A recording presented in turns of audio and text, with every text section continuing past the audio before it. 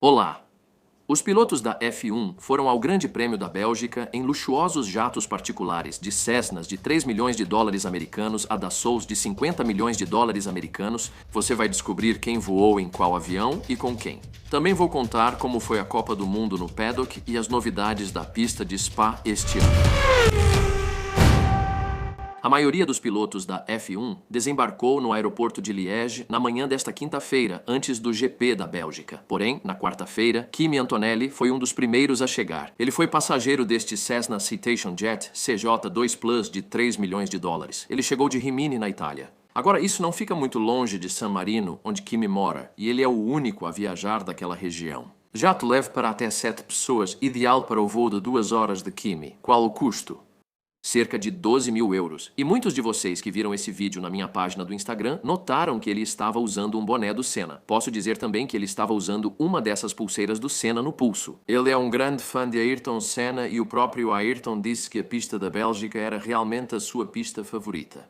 Vamos falar do Lewis Hamilton hoje no paddock. Ele estava andando de skate. Não me lembro de outra vez em que vi o Lewis Hamilton andando de skate no circuito, mas ele chegou em Liège em um Embraer Legacy 500. Esse avião tem um alcance de cerca de 3 mil milhas e espaço para até 12 passageiros. É um jato maior do que o Kimi usou e vale cerca de 12 milhões de dólares. Ele chegou de Bolonha. Todos os pilotos deste vídeo saíram das aeronaves na pista, mas Lewis, como no ano passado, mandou levar metade da aeronave para o hangar. Ele desembarcou lá dentro, e Angela Cullen, que estava no mesmo voo, veio depois cuidando da bagagem com um tripulante. Espera um segundo. Angela está carregando uma máquina de expresso. Será o café favorito do Lewis? Agradeço a Han Air, parceira da V-Carb, pelo patrocínio deste vídeo. Se você está indo para uma corrida de F1 ou simplesmente viajando de férias, faça isso com estilo e luxo em um voo privado da Han Air. Experimente um serviço premium 5 estrelas para conhecedores desde o momento em que você reserva o voo até a sua chegada ao destino. Eles cuidam de toda a documentação e papelada, recebem você no terminal VIP executivo e organizam traslados exclusivos, sem falar que o serviço a bordo é de outro nível e o catering durante o voo é inacreditável. Prepare-se para voar em um Cessna Citation CJ3 Plus ou Cessna Citation Latitude para até 6 passageiros ou confira o Pilatus PC-12 Turbo-hélice. Você também poderá voar em um novíssimo Citation Latitude, que sairá direto da fábrica em Wichita neste verão. Pronto para reservar sua experiência VIP executiva? Entre em contato com a equipe da Han Air pelo link na descrição hoje. A alta administração da Ferrari estava em um Bombardier Challenger 350 de 17 milhões de dólares que chega a pouco mais de 1.000 km por hora. E assim como Lewis, a alta administração da Ferrari viajou de Bolonha, na Itália. Havia vários membros da equipe Ferrari na aeronave, mas as pessoas mais importantes eram Jerome D'Ambrosio, vice-chefe de equipe, e o chefe de equipe, Fred Vasseur. E o que acontece depois que eles descem de seus jatos no terminal privado do aeroporto de Liège? Bem, são 40 minutos de carro até a pista. Bem, exceto por um piloto sobre quem falarei em breve. Fernando Alonso possui um impressionante Dassault Falcon 2000 de 20 milhões de dólares. Ele chegou de Estrasburgo, na França. Este é um jato super mid-size de fuselagem larga e lindo. Alberto, seu empresário, e seu treinador Eduardo desceram primeiro, deixando Fernando de bermuda branca atravessar o pátio. Lance Stroll estava em um Bombardier Global 5000 de 10 milhões de dólares. Ele chegou de Nice, que claro, é o aeroporto de onde todos que moram em Mônaco viajam. Esta é uma aeronave de alcance ultra longo, capaz de percorrer quase 10 mil quilômetros. Será que ele foi dirigindo até o autódromo? Não, ele pegou um helicóptero de 6 milhões de dólares, um Augusta Westland AW139 para ser exato, para a viagem de cerca de 10 minutos pelo ar até o circuito de Spa. Sérgio Pérez é um dos apenas 3 pilotos que possuem seu próprio jato e hoje ele estava em seu Bombardier Global XRS de 15 milhões de dólares. Ele chegou de Madrid, que é onde mora durante a temporada europeia, e mais tarde, no mesmo dia, ele autografou 50 cópias desta gravura. Essas esgotaram muito rapidamente no site kimillman.com, mas em breve terei uma nova colaboração com ele. Valtteri Bottas, que você talvez tenha visto passar um tempo de folga em Aspen, Colorado. Por quê? Bem, a namorada dele, Tiffany Cromwell, que é uma ciclista de elite, treina em altitude. Então Valtteri se juntou a ela, fez alguns treinos ao mesmo tempo e voltou para Nice antes de embarcar neste Hawker 400 XP, um jato de 2 milhões de dólares hoje. E eu tenho que dizer, já fiz alguns voos privados na minha vida e não é difícil entender por que esses caras gostam tanto disso. Sim, Isso custa alguns dólares, mas você não precisa chegar 90 minutos antes do voo, nem passar tempo em aeroportos cheios e ainda viaja com amigos. Após voar de jato particular, voltar à aviação comercial é difícil. Consegue adivinhar qual piloto de F1 estava neste Embraer Praetor 600 de 20 milhões de dólares? Vou te dar uma dica. Ele veio de Milão, na Itália. Algum palpite? Era mesmo Pierre Gasly, que viajou com seu fotógrafo Grégoire Truchet. Uma das curiosidades desse jato é que, se você tem até 1,80 metros, pode andar na cabine sem se curvar, pois ela mede 1,80 metros de altura interna. Charles Leclerc estava no Bombardier Challenger 605 de 13 milhões de dólares, que acomoda de 9 a 12 pessoas e possui 5 camas. Em voos curtos, dificilmente alguém dorme. Ele chegou de Bolonha hoje, assim como o jato de Lewis e da diretoria da Ferrari, mas neste Cessna Citation Jet CJ4, que é uma aeronave de 7 milhões de dólares, vindo de Nice, estavam 3 pilotos de F1. Este é um jato executivo leve bimotor e, ao descer do avião, isso pode te dar uma pista. Richard Parden, um fotógrafo, um treinador da McLaren, esta exata, e Mark Webber. Os pilotos George Russell, Oscar Piastri e Lando Norris, mas eu acabei de avistar aqui um Jack Doohan. Agora ele está na cidade por um dia e vai encontrar algumas pessoas na pista hoje. Não é o piloto reserva da Haas neste fim de semana, mas há conversas em andamento. Quem sabe?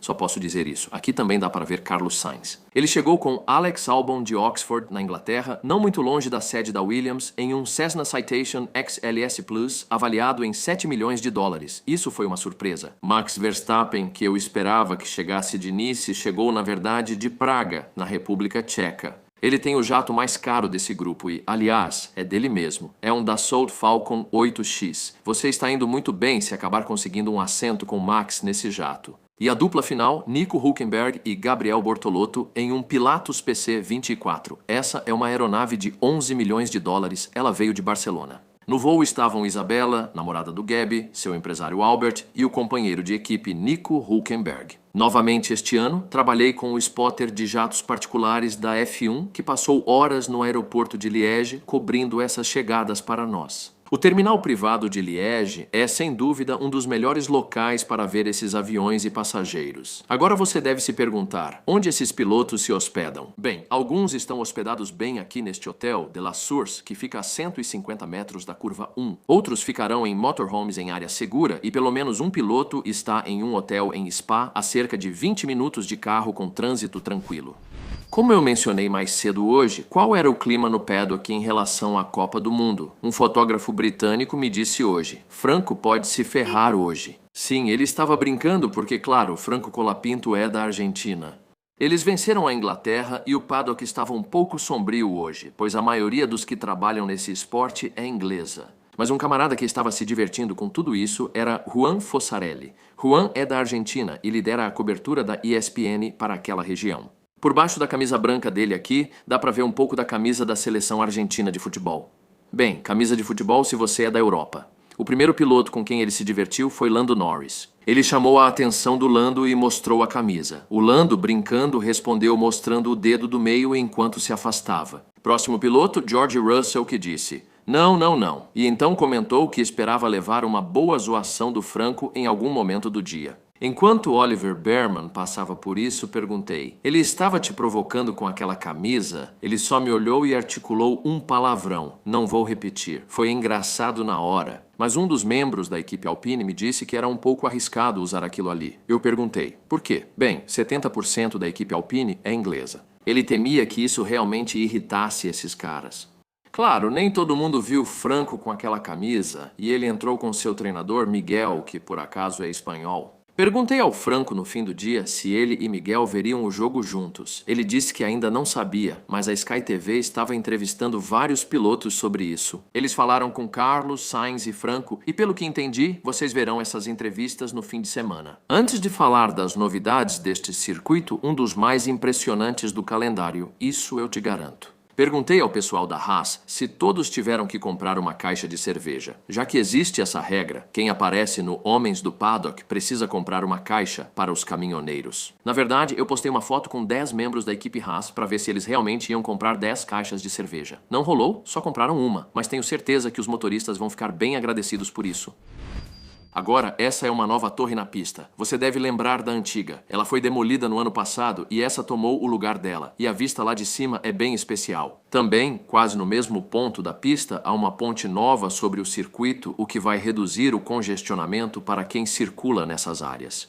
E na área dos fãs, no final da pista, tem uma roda gigante. Eu perguntei se ela era só para quem é do público do evento e a resposta foi que sim, durante o dia, mas depois das atividades, quando os portões estão abertos, qualquer pessoa pode ir lá. Deixa eu falar um minuto sobre alguns pilotos que não são da F1. Vou começar com Nicolas Salov, que está em ótima forma na F2. Ele já venceu 6 das primeiras 14 corridas. Esse é o melhor desempenho de um estreante na Fórmula 2 até hoje. Melhor do que Charles Leclerc e George Russell, que eram os próximos dessa lista. Ele disputa uma vaga na VVCAR por integrar o programa de jovens pilotos da Red Bull. Mas é claro que a VVCAR enfrenta o problema de Liam Lawson e Alfred Lombard indo bem, e agora um jovem está colocando pressão de verdade. Será interessante ver como eles lidarão com isso e quais pilotos terão em 2027. O outro piloto fora da F1 é Frederic Vesti, com quem conversei hoje no café da manhã. Vi ele com sua bicicleta no saguão do hotel. Ele fez um passeio de 3 horas e 50 quilômetros com subidas íngremes, mostrando o que é preciso para se manter em forma. Lembre-se, ele é só piloto reserva. Já fiquei tempo demais neste vídeo. Então, antes de ir, você poderia, por favor, clicar no botão de curtir? E vou implorar aqueles que ainda não fazem parte da multidão que cliquem no botão de se inscrever.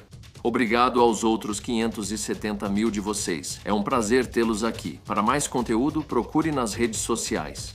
E lá em cima, kimilman.com para produtos e muitas outras coisas. Obrigado por assistir e mantenha essa paixão.